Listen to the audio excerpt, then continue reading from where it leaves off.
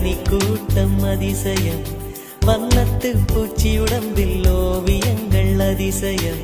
துளை செல்லும் காற்று மெல்லிசையாதல் அதிசயம், குருநாதர் இல்லாத குயில் பாட்டு அதிசயம், அதிசயமே அசந்து போகும் நீ எந்த அதிசயம், கல் தோன்றி மண்